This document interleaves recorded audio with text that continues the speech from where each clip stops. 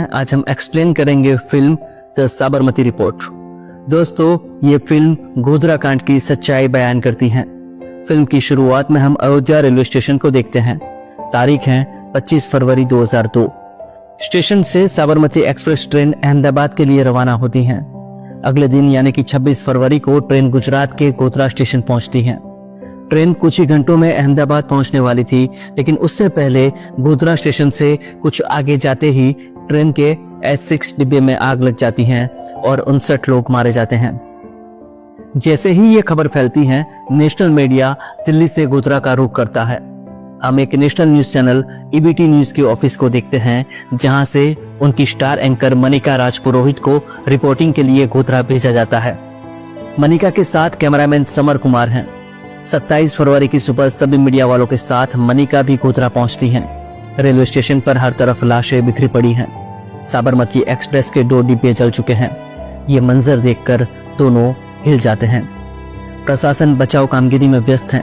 आसपास मौजूद चश्मदीदों और बाकी लोगों से पूछताछ करने के बाद मनिका और समर को पता चलता है कि यहाँ पर 2 गुटों के बीच झड़प हुई और फिर ट्रेन के 2 डिब्बों को जलाकर लोगों को मार दिया गया। यानी कि ये कोई हादसा नहीं था। दोस्तों, इस घटना को लेकर राजनीति भी गर्मा जाती है। हम ऑपोजिशन के 2 नेताओं को देखते हैं जो इस घटना का आने वाले चुनाव में फायदा उठाने का प्लानिंग कर रहे हैं। अब मनिका ग्राउंड जीरो से रिपोर्टिंग की शुरुआत करती हैं। अपने रिपोर्टिंग में मनिका इस पूरी घटना को हादसा बताती हैं। ये सुनकर वीडियोग्राफी कर रहा समर चौंक जाता है, लेकिन समर अभी चुप रहता है। मनिका समर को टेप हेड ऑफिस पहुंचाने के लिए कहती हैं और वहां से चली जाती हैं। अब समर खुद अपने तरीके से रिपोर्टिंग करता है। वो इस घटना में घायल हुए लोगों से मुलाकात करके उनकी बातें रिकॉर्ड करता है।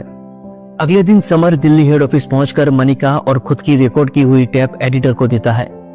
समर बताता है कि मेरी रिकॉर्ड की हुई टेप में मनिका मैडम की रिपोर्टिंग से अलग बातें हैं और यही सच्चाई है कि ये कोई हादसा नहीं बल्कि प्लानिंग करके लगाई गई आग थी। एडिटर समर को बताते हैं कि कल हम तुम्हारी स्टोरी भी ऑनर करेंगे और टेप चैनल के लाइब्रेरियन मिश्रा को देने के लिए कहते हैं। समर काफी खुश है। वो घर जाकर टीवी ऑन करता है और तब देखता है कि टीवी पर सिर्फ मनिका की रिपोर्टिंग दिखाई जा रही है। सारी गलत बातें लोगों को बताई जा रही है।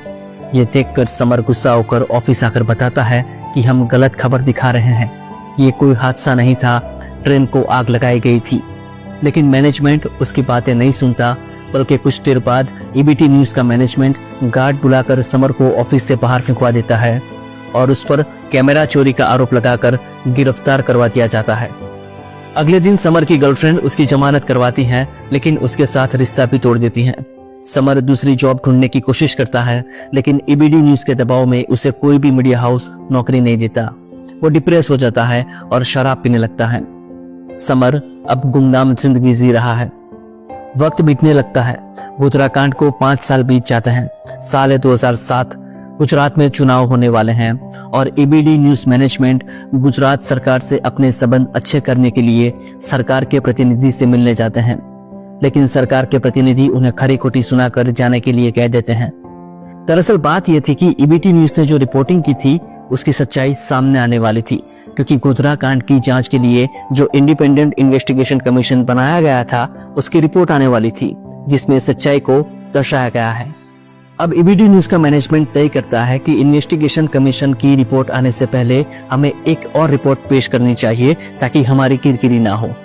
मनिका कहती है कि ये रिपोर्ट हम नए एंकर या रिपोर्टर से बनवाएंगे ताकि वक्त आने पर उसे निकाला भी जा सके। वैसे भी हमारे देश में कोई रिपोर्ट नहीं पढ़ता, सच वही मानते हैं जो टीवी पर दिखाया जाता है। ऑफिस आकर मनिका इंटर्न अमृता गिल को साबरमती ट्रेन घटना के 5 साल पूरे होने पर रिपोर्ट बनाने के लिए कहती हैं। वो अमृता को कहती है कि गोधरा कांड के पीड़ित परिवारों से मिलो, उनका केस कहाँ तक पहुंचा, सरकार ने क्या मदद की और जांच कहाँ तक पहुंची, उस पर रिपोर्टिंग करो। इतना बड़ा असाइनमेंट मिलने से अमृता काफी खुश हैं और वो इस रिपोर्ट पर काम शुरू कर देती हैं। वो फाइल फुटेज देखती हैं, पीड़ित परिवारों को फोन करती हैं, लेकिन कोई भी मीडिया से बात करना नहीं चाहता। अमृता अपने काम में आगे नहीं बढ़ पा रही। तभी वहां पर मिश्रा आकर उसे समर के रिपोर्टिंग वाली टेप देते हैं और उसे समर के बारे में बताते हैं। समर की टेप देखकर अमृता चौंक जाती है, क्योंकि उसे सच्चाई पता चलती है और वो समर के पास आती हैं। समर, जो कि छोटा मोटा डबिंग का काम करके कुछ पैसे कमाता है, जिसे वो शराब में उड़ा देता है। इसलिए अमृता उसे पैसे देकर अपने साथ गोधरा आने के लिए कहती है। समर को पैसे की जरूरत है, इसलिए वो मान भी जाता है। वे दोनों गोधरा पहुंचकर एक सस्ते लॉज में रुकते हैं और शुरू से जांच शुरू करते हैं। अमृता और समर के सामने कई सारी थियरीज आती हैं, जैसे कि गोधरा स्टेशन पर कुछ कार सेवकों ने एक सादिया नाम की लड़की को अगवा करने की कोशिश की। तब सद्दाम सुपारी वाला नाम का एक आदमी आता है जो लड़कों को इकट्ठा करता है और वहां लड़ाई हो जाती है, जिसके बाद ट्रेन के 2 डिब्बों में आग लगी थी। दूसरी थियरी ये थी कि प्लेटफॉर्म पर चाय बेच रहे साजिद की कुछ पैसेंजर से लड़ाई हो गई। साजिद ने तुरंत सद्दाम को बुलाया और सद्दाम कई सारे लोगों को लेकर स्टेशन आया। उसके कुछ वक्त बाद ट्रेन के डिब्बे में आग लग गई थी।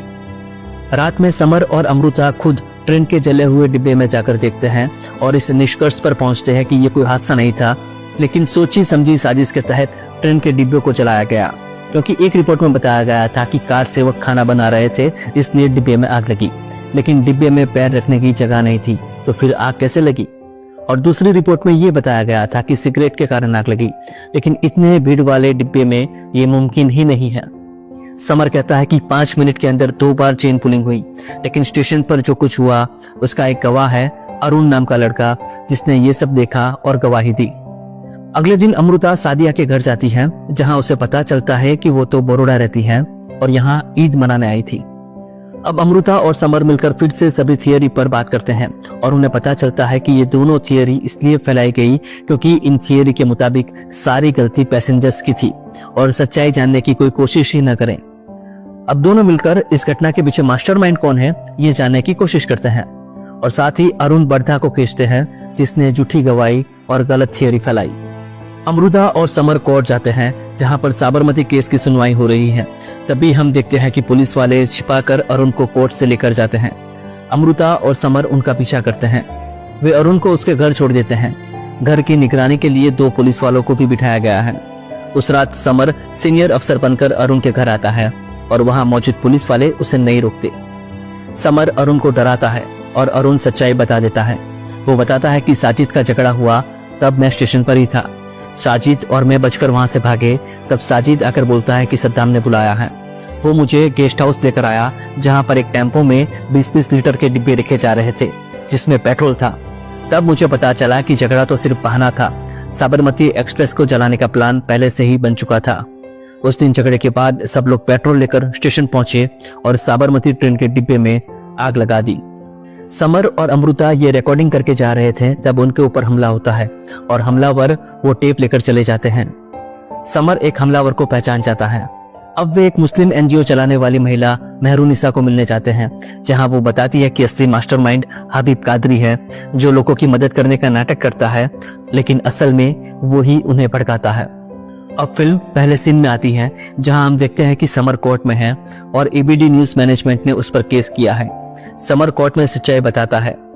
फिर कुछ साल बाद 2017 में समर एक न्यूज चैनल में बतौर एंकर काम कर रहा है और साबरमती एक्सप्रेस की पूरी सच्चाई बताता है कि कैसे साबरमती एक्सप्रेस के डिब्बे को साजिश के तहत चलाया गया।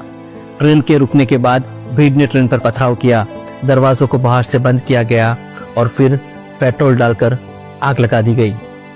दोस्तों, फिल्म के अंत में हमें बताया गया है कि घटना की जांच करने वाले नानावटी आयोग ने भी अपनी जांच में पाया कि कोच में आग लगना कोई दुर्घटना नहीं थी, बल्कि आग लगाई गई थी। इस घिनौने अपराध के लिए 31 लोगों को दोषी ठहराया गया, जिनमें से 11 दोषितों को फांसी की सजा दी गई है। और इसी के साथ ये फिल्म समाप्त हो जाती है।